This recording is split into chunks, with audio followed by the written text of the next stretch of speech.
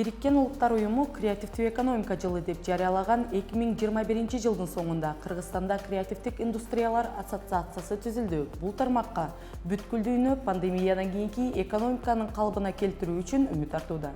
Себеби 2020 жылы бүткүл дүйнөдө креативдик өндүрүш башка тармактарга караганда көбүрөөк өсүштү көрсөткөн. Жаңы түзүлгөн ассоциацияда бул тармак адамдар менен роботтордун ортосунда жумуш орду үчүн күрөштө адамдарга жардам бере тургандыгын айтышат. Алдыдагы жарым саатта Капитал командасы креативдүү экономика темасына сереп салат. Биз менен болуңуз. Чыгармачыл өндүрүштүн жалпы капитализациясы акыркы 10 жылдыкта 2 триллион доллардан ашып, бул креативдүү тармакта жалпысынан 30 миллиондой киши жумуш менен камсыз болгон. Сектор өнүккөн жана өнүгүп келе жаткан өлкөлөр арасында экономикалык драйверге айланган. Креативдик экономика адамдарга өз мүмкүнчүлүктөрүн ишке ашырууга жардам берет. Ошондуктан жаштарды өзүнө тартып турат.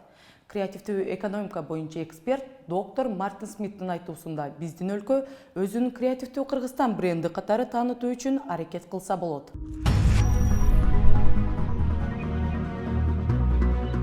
The structure of what we call the creative economy. Биринчиден, биз креативдик экономика деп атаган тармактын структурасын башка өндүрүштөрдөн өтө чоң айырмачылыктарга ээ. Энергетика же фармацевтикалык сектор болобу алардан айырмаланып турат. Мындай айырмачылыктардын себеби эмнеде? Чыгармачылык процессте өзөгү идеяларга байланган. Ал идеяны өнүктүрүп, бизнес жасоону пландаган чыгармачыл адамдар. Креативдүү экономикада чоң компаниялардын саны аябай аз болгондугу бул кызыктуу тенденция. Улуу Британиядагы BBC компаниясы сыяктуу коомдук компаниялар же болбосо Disney жана Universal сыяктуу жеке менчик компаниялар. Булар көп сандаган жумуш орундарын түзүшөт. Бирок мындай компаниялар креативдик өндүрүштө адаттан сырт көрүнүш. Сектордо орто жана микро компаниялардын саны аябай көп. Мисалы бизде Улуу Британияда креативдик компаниялар 300 миң болсо, алардын 90% ондон аз кишини жумуш менен камсыз кылган чакан компаниялар. Анын ичинде 95%-ында 4кө чейин гана киши иштейт. Креативдик экономикадагы компаниялардын көпчүлүгү 2 же 3 киши менен иш алып барат деп божомолдосо болот.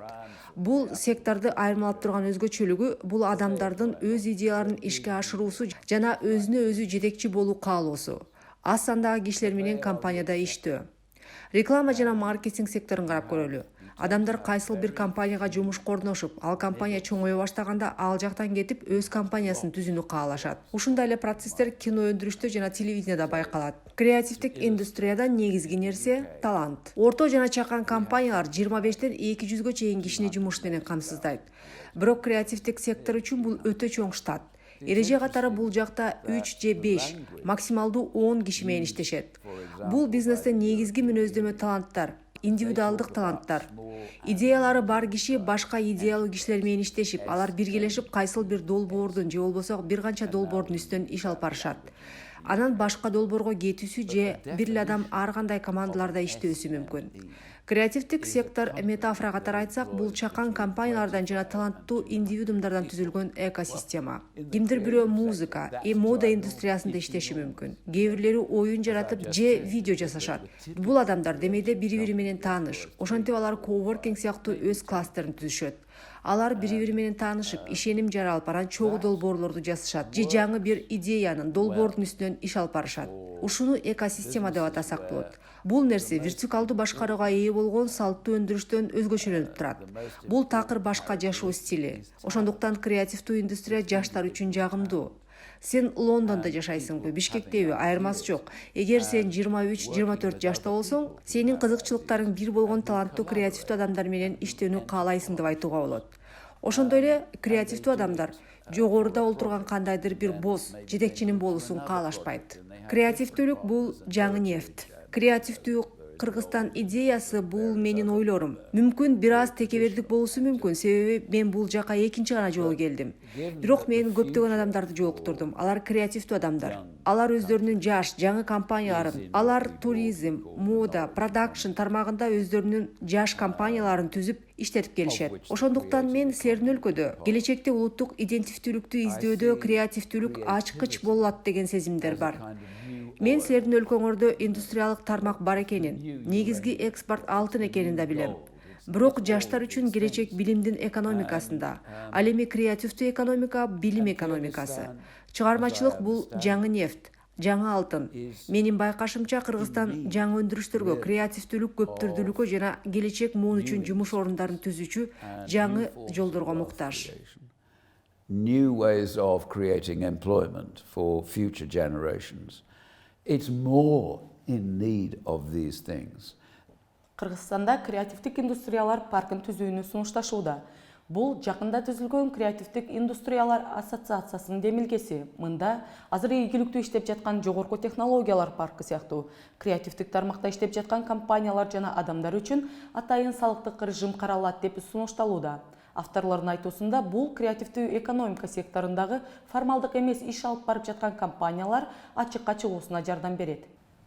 Креативдүү экономикага катышып жаткан креативдүү чыгармачыл индустриялар булар медиа, кино, индустрия, IT тармагы, андан сырткары иш-чараларды өткөрүү агенттиктери дагы, анан азыркы күндө жанагы эл аралык санарип көчмөндөр деп атпайбызбы, фрилансер деп, ошолор иштечү коворкингдер, мына ушул түрдө иштеген бардык багыттар, дизайн, мода, ушунун баардыгы креативдүү индустрияга кирет. Анан креативдүү экономиканын Кыргызстандын социалдык экономикалык өнүгүүсүнө кошкон салымы азырынча баягы расмий булактарды алып карасак 1% тегереги деген маалымат бар да. Креативдүү экономика негизи эгерде туура багытта саясат жүргүзүп, туура мындай мыйзамдар чыкса, биздин саясатыбыз ошол креативдүү экономикага жүзүн буруп, өкмөтүбүз ошол иштерди аткарса, анда анын потенциалы жана мүмкүнчүлүктөрү арбын. Анткени ошо пандемия учурунда дагы креативдүү экономикада иштеген тармактар, алар албетте таасир алышты, терс таасир болду, бирок башка мындай адаттагы ишкерчиликке караганда креативдүү ишкерчилик менен алек болгондор, алар тезинен кайра бутуна туруп кетишти да. Албетте ал көмүскө экономикада бизге билинбей иштеп жаткан ишкерлер, алардын да себеби бар, эмне үчүн ошондой иштеп жаткандыгы. Бул мүмкүн жана салык базасынын жогорку көрсөткүчтөрү. Мына ошол маселе мүмкүн бир стимул катары болсобу деп биринчиден, экинчиден ошо өкмөт дагы креативдүү экономикага биз туура карайбыз деген маңызда баягы бүгүнкү күндө экономика жана коммерция министрлигинде креативдүү индустриялар паркы деген мыйзам долбоору каралуу үстүндө. Мына ошол мыйзам долбоорунун бирден бир маанилүү жагдайы ошол көмүскө экономикадан чыгарууда бул социалдык төлөмдөрдүн 10% эмес, 5 гана пайызын төлөп, ошол ишкерлер, креативдүү экономикага катышкан ишкерлер салык базасын төмөндөтүү боюнча маселе каралып жатат да. Бирок бул механизм аркылуу гана ошол көмүскө экономикадан баардыгы чыгып, ачыкка иштеп калат дегенди түшүндүрбөйт.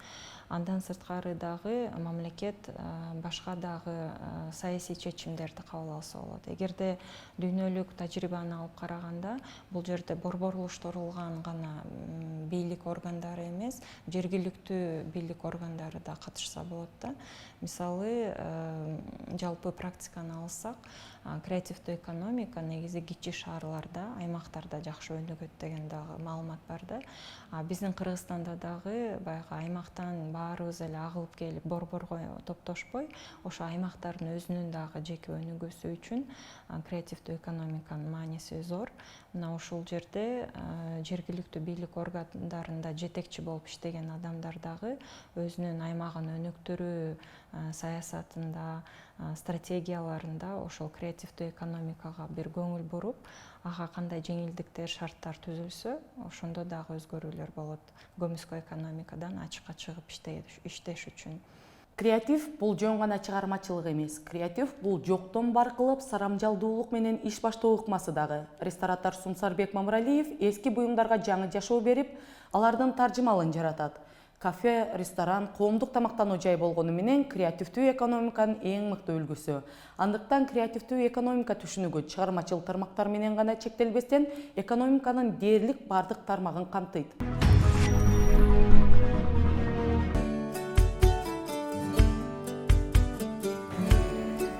Mama kafe sadika.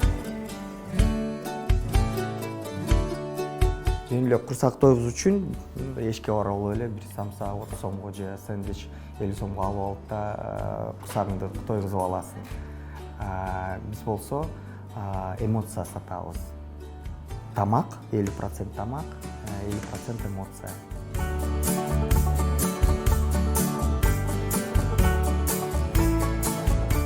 Интерьер, кандай биз адамдарды ар бир конокту кантип күтөбүз, кантип как мы их обслуживаем, ошол баары бир кандай эмоция берилет да. Англисче мындай термин бар да, culinary culture. Ошондой бир кулинарный адабиятын көтөрөбүз. Башкача, что жөн эле тамакты жөн эле курсагын тойгузбой, ар бир тамактын, ар бир неменин өзүнүн тепкичи бар да. Ал деген бир өзгөчө адабият. Ошону да биз кичинеден үйрөтөбүз.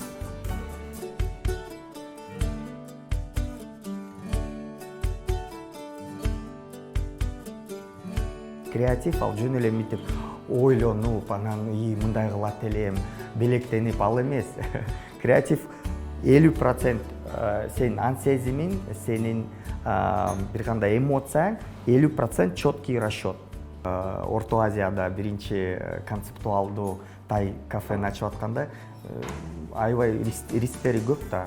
Мен билген жокмун элге жагабы, кандай сиңет, сиңбейби. Ошондуктан бул деле мына жерим бул аренда. Анан өзүм имаратым жок болсо, аны ошого көп акчаны салсам, аны өтпөй калса кандай болот деп ойлогом. Ошондуктан менде мисалы үчүн бюджетим бар болчу, аябай четкий, тактап бюджетим бар болчу. Мынча $40,000 бар, мебель буюмдарга, үстөл стулдорго мен мисалы үчүн $4,000 эле бар. Ошо мага канча 14 стол, 40 стул керек. Ошондуктан мен билгем да, мен башкаларга окшоп Кытайдан же Италиядан же Турциядан аны заказ кыла албайт болчу элем. Ошондуктан мен мисалы үчүн бир столум бар, апам берген, бир столум чоң апам берген, бир столум тайнем берген, досторум берди белек катары. Анан Аламедин базарына барып алып, же кандай барахолка деп эскине буюмдарды саткан жерлерге барып алып, ошол жерден алып алдым. Анан бир кандай өзүнчө концепция жасадым.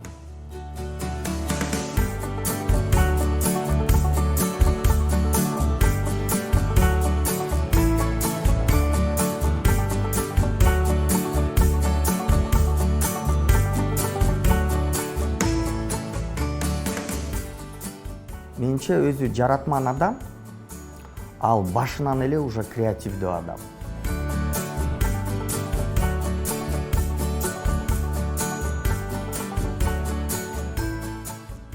Мен өзүм мындай биз аябай кыйын убакта жашап атабыз туурабы? Кыргызстанда коррупция, аябай кыйынчылыктар көп. Анан мына мен өзүм бизнес ачам, өз акчама, өз риск, мисалы үчүн көбүнчө кредит алышат, үйлөрүн кредитке салып, да, үйлөрүн же жерин же билбейм, эмне бар болсо ошонун баарын алып ачып аткан киши уже башынан ал креативдүү адам. Креатив деген ал бир кандай ансезим, бир кандай рух болуш керек да. Руху, духу дегендей. Аны жок болсо да ача албайсың. Мисал үчүн мисал берейин. Бизде азыр малый средний бизнес деп коет туурабы? Ар бир өлкөнүн мындай кандай здоровая экономика деп коет. Здоровая экономика, здоровое обществонун фундаменти бул малый и средний бизнес. Ошо малый средний бизнес ким барат? Малый средний бизнеске өзүнүн өзү руху, духу бар болгон, өзүнүн өзү креативдүү, эркин сезген адам барат. Коркок адам бара албайт ага.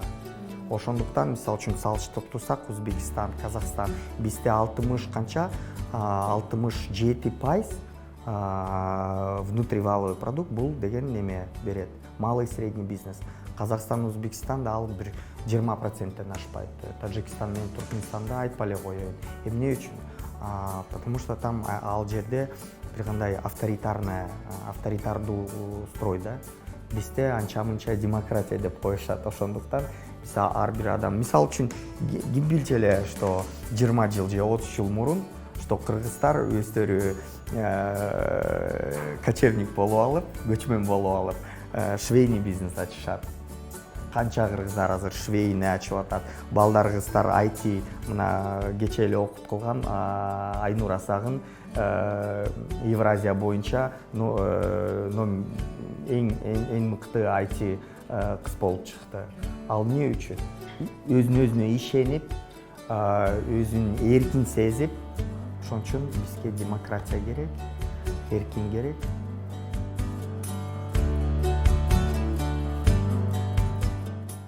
Креативдик экономиканын башкы ресурсу бул адамдар жана алардын идеялары. Эң мыкты идеялар ар бир адамдын ою угула турган коомдо пайда болот. Ошондуктан креативдик экономиканы өнүгүүсү үчүн сөзсүз керек болгон шарт бул адамдын жана коомдун эркиндиги. Жаш бала келечекте ийгиликтүү болуп өз идеяларын айтуудан коркпосу үчүн сүйүү маанилүү. Эмоциядан сырткары даярдоо системасы жөнүндө да унутпоо керек. Демек, балдарды стандарттан сырт ойлонууга түрткөн билим берүү усулдарын түзүү керек. Креативдүү адамдар кандай коомдо жаралат? Кыргызстандагы креативдүү ишкерлер ой бөлүшөт. Учурда билим берүү форматы түп тамырынан өзгөрүп, жаңы система ыкмалар талап кылынууда. Азыркы мектептердин негизги милдети окуучулардын келечектеги кесип тандоосуна шарт түзө тургандай жөндөмдөрдү окутуу. Маселен, стандарттуу жат жазуулар, китептеги даяр материалдарды, эрежелерди жаттатуунун ордуна балдарда сынчыл ой жүгүртүү, креативдүү ой жүгүртүү, маалыматты издеп табуу, аналитика жасаганга үйрөтүү алда канча натыйжалуу. Жаттоону алар rote learning деп коет. Же болбосо mechanical learning деп коет. Механикалык түрдө жаттап даярданып алуу. Ал адатта ал балдар мисалы үчүн тесттерге же болбосо сабактарда 5 алат, тесттерде жогорку баа алат, бирок жаттама методу менен барышат да ал жергечи жыйынтыкка. Ал эми ал формуладан тышкары болгон башкача бир суроо берип койсоңуз, өздөрүн жоготуп алышы мүмкүн. Анткени аны жаттаган эмес да, ага даяр эмес да. Ал эми жашоодо биз көрө албаган ар кандай сценарийлер болушу мүмкүн да. Бул балдар өзү туулгандан баштап эле өзүнүн креативдүү мындай таланттары бар. Да? Биз ойлогон функциябыз. Наоборот, балдардын ошондой ичинде өзү болгон функциялардын таланттарын кандай алып чыгабыз деген. Да? Если традиционный баягы билим берүү системада кандай алып кирели десек, биз кандай алып чыгалы дегенде. Ошондуктан бул жерде креативдүү билим берүү да эмес, наоборот, креативдүү ой жүгүрүшүнө алып чыкканга жардам берип атабыз да. Билим берүү методдору жаңы технологияларды өздөштүрүү менен тыгыз байланышта болуусу шарт. Себеби келечек мектеби бардык маселелерде бири-бирин толуктап турган адамдар жана технологиялар. Билим берүү процесси санариптешүү менен гана комплекстүү жана өз алдынча боло алат. Мектептердеги буга чейинки мугалим, окуучу, китеп деген салттуу схеманын ордуна компьютер, смартфон жана онлайн деген жаңы түшүнүктөр кирген.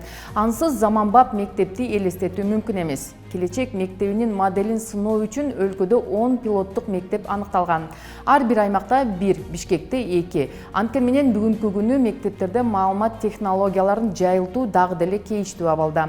Билим берүү министрлигинин берген маалыматы боюнча өлкөдөгү 2148 жалпы билим берүү уюмдарынын ичинен 2126сы интернетке кошулган.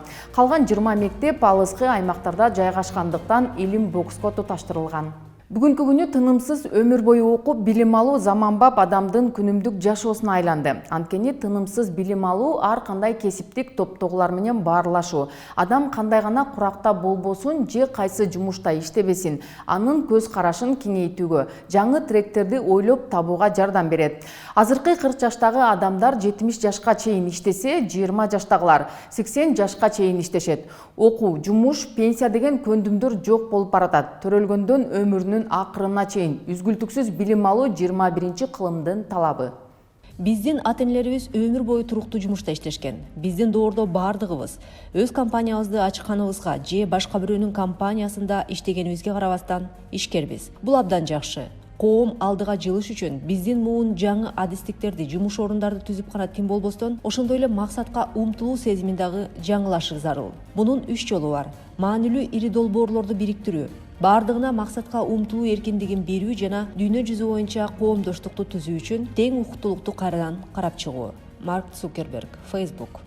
Билим берүүнүн форматы анын мазмуну гана эмес, окутуунун ыкмалары да өзгөрүүдө. Окуучулар ар түрдүү болот. Кимдир бирөөгө 15 жашында кайсы тармак өзүнө жакын экенин түшүнсө, айрымдарына бул кеч келет. Санариптик экономикада балдар жаш курагынан эле жаңы нерселерди ойлоп табышы толук мүмкүн. Бирок ал үчүн ар бир окуучуга өз алдынча окуу планын түзүү маанилүү. Маселен, мурдагыдай математика сыяктуу бир эле предметке басым жасабай, балага кызыктуу гана болгон, ошол эле музыка сабагын терең үйрөтүү зарыл. Мен жалпы билим берүү мектептер алып келиши керек болгон пайданы көрбөй жатам. Кимдир бирөөгө тил үйрөнүү жагат. Айрымдар математиканы, башкалары музыканы жактырат. Билим балдардын талантына, жөндөмүнө ылайык келиши абзел. Баланы көйгөйлөрдү чечүүгө жана эмне керектигин түшүнүүгө үйрөтүү зарыл. Илон Маск, Tesla. Эгер мен карьерамды азыр баштасам, өнүгүүсү дүйнөгө таасир этиши мүмкүн болгон 3 тармакты карап көрмөкмүн. Биринчиси жасалма интеллект. Бул адамдардын жашоосун креативдүү жана жемиштүү кылат. Экинчиси энергия. Тактап айтканда, жакырчылыкка жана климаттын өзгөрүшүнө каршы күрөшүү. Үчүнчү тармак биологиялык илимдер. Бул адамдардын көбүрөөк жана бактылуу жашоосуна шарт түзөт. Бирок карьерадан башка дагы маанилүү нерселер бар. Мен мурда эң мыкты код жаза алсаң, адамдарды, маркетинг команданы да ошондой мыкты башкарып, же бардык тапшырмаларды так аткара алсаң, мыкты болосуң деп ойлочумун. Мен жаңылыптырмын. Мен адамдардын жөндөмүнүн ар түрдүүлүгүн баалоону билдим жана үйрөндүм. Муну канчалык эртерээк түшүнсөң, ошончолук жашооң оңолот. Билл Гейтс, Microsoft. Келечектин мектеби окуучулардын жөндөмдүүлүгүн, талантын ишке ашырышы үчүн оригиналдуу жана ыңгайлуу болушу керек. Окуу материалдары тынымсыз жаңыланып, эскирген маалыматтардын ордуна актуалдуу, кызыктуулар колдонулушу шарт. Окуучу өзүн эркин, ийгиликтүү, бактылуу сезиши абзел. Мектептеги атмосфера маанилүү. Азыркы мектеп ушундай болуш керек. Балдар ал жерде бир эле окуган эмес, керек болсо жашагысы келиш керек. Ошол жерден кеткиси келбегенде, өзүн бактылуу сезген бир чөйрө болуш керек депчи. Эң башта биз баланын мектепте бактылуу сезүүсүнөн баштасак, ошондо бардыгы жакшы болот эле деп ойлойм. Себеби бала ал жерден кордолгон, ал жерде жемеленген, четтетилген, кемсинтилген, түшүнүлбөгөн, түшүнүлүүгө аракет кылынбаган бир чөйрөгө эмес, ошол жерде бардык мугалимдер менен сырдаша алган, ошонун ортосунда байланыштын негизинде билим берүүбүз эң алдыга чыгат эле деп ойлойм. Билим, көндүмдөр жана чыгармачыл жол бизнестин өнүгүүсүнө жардам берет. Каяктан үйрөнүү керек? Эксперттер баарынан мурун ошол тармакта иштеген кесиптештерге көңүл бурууну сунушташат. Ментордук институту ийгиликтүү бизнесмендердин тажрыйбасын үйрөнүүгө мүмкүнчүлүк берген окутуу формасы. ЖИА бизнес ассоциациясы Бириккен Улуттар уюмунун өнүктүрүү программасынын Борбор Азиядагы соодага көмөктөшүү долбоорунун алкагында региондордогу ишкер айымдар үчүн ментордук программаны ишке ашырышкан 30 тажрыйбалуу бизнес-вумендер 130 ментини колдоп келишти. Программа катышуучуларга лидердик сапаттардын жана ишкердик көндүмдөрүн өнүктүрүүгө жардам берген. Бириккен Улуттар уюмунун соодага көмөктөшүү долбоорунун бир компоненти айым ишкерлерди колдоо, айым ишкерлерге насаатчылык программасы деп аталат. Бизнес ассоциация ЖИА тарабынан ошо ишке ашырылып жатат. Бул долбоорго айым ишкерлердин кризистен жабыркаган бизнестерине жардам берүү максатында ишке ашырылып жатат. Жардам берүү жолу болсо ошо аларга шакирттерди таап, устаттарды таап шакирттерге, ошо устаттар аркылуу аларга кеңеш берүү, кандайдыр бир жагдай болуп жатса, ошол жагдайдан чыгуу жолдорун биргеликте издөө. Биздин максаттуу аймактарыбыз Ысык көл региону, Нарын, Ош жана Жалал Абад. Көбүнчөсү туризм тармагында иш алып барыптыр. Анан ошо туризмге такыр эч бир өлкө болгондуктан, клиенттер такыр келбей калгандыктан алар жабылып калышкан. Айымдарыбыз башка иш баштоону же ошондон кантип бул жагдайдан кантип чыгууну ойлонуп башташкан да. Анан бул программанын ичинде ошо клиенттерди, жаңы клиенттерди кантип издеп табыш керек жолдорун биргеликте карадык. Көбүнчө менеджерлерибиз албетте биринчиден айтып кеткендей эле клиенттерин табышкан, көбүнчөсү онлайн маркетинг дегенди үйрөнүшкөн, SMM дегенди үйрөнүшкөн. Себеби региондорго бул кээ жерлерге такыр жетпеген нерсе да. Эң ийгиликтүү кейсибиз бир гест хаусту айым ишкерибиз ишти баштай берген экен, өзүн хостел деп аталып. Анан шакиртибиз көп нерселерди мындай билбей калган, өздөштүрбөй калган үчүн именно пандемия учурунда клиенттерин жоготуп такыр мындай жабылууга учураган да. Анан менторубуз менен иштеп жатып, туура жерлерге кадам салып, ошо бул программа алкагында клиенттери көбөйүп, иши кайра башталып, жанданып кеткен да. Нарында аябай суровый регион. Бизде өсүмдүктөр дагы өсө бербейт, 7 ай кыш. Анан ошол себептен биз ушул туризм тармагын тандап алдык. Тандап алып ушуну иштеп баштаганбыз.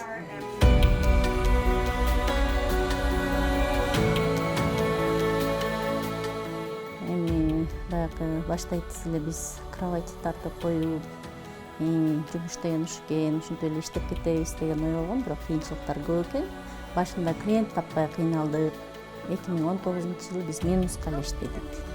Биз башында ушул Booking.com'га кире албай, соцсеттерди пайдаланганды билбегендигибиздин себеби болгон. Онлайн платформаларда, анын ичинде Booking.com, Airbnb жана башка платформаларда эже жөнүндө бир да маалымат жок экен да. Ошол эжеге кеңеш айтып, биз ошол Booking.com'дон страничка ачтык. Ал аякты ичине сүрөттөрүн коюп, маалымат толуктап, Booking.com'га, Google Map'терге киргизип алдык. Ошондон баштап биздин клиенттер көбөйө берди да. Хостелди гест хаус кылып, конок үй кылып иштегенге аябай чоң аракетин жумшады. Хостел деп ачып алып, анан хостелден көбүнчө клиенттер качат экен. Азыр баягы замандын талабына ылайык, ушул ковид кризистен кийин бул хостел типтеги жатактар көп суроо талапта эмес да. Анткени адамдар 2ден, 3дөн, колдон келсе жалгыздан бир бөлмөдө жатканга аракет кылат. Анан ошондуктан эң негизи эле эже сиз хостел эмес, сиз конок үй деп позицияңарды өзгөртүп, үйүңүздү башкача кылыңыз деп кеп кеңештерди бердим. Ошондон кичине баягы ишти мындай кылыш керек турбайбы деген түшүнүк пайда болду. Болбосо биз кадимки эле өзүбүздүн кыргыз конокторду тоскондой эле тозо берчү элек. Айырмасы бар экен чет элдик коноктор менен. Анан биз качан гест хаус кылып оңдонуп, баягы шарттарын гест хауска ылайыктап түзгөндөн кийин биздин бизнесибиз астыга жыла баштады.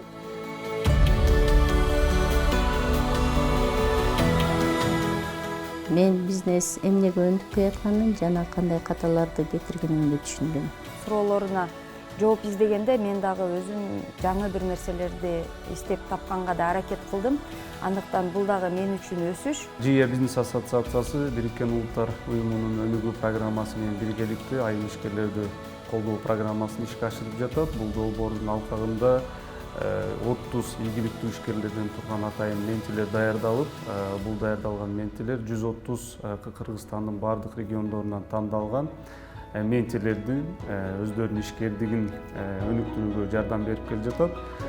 Бул долбоордун алкагында айым ишкерлер үчүн колл-центр иштеп, ошол колл-центрдин жыйынтыгы боюнча атайын чат-бот түзүү программасы да учурда ишке ашырылат.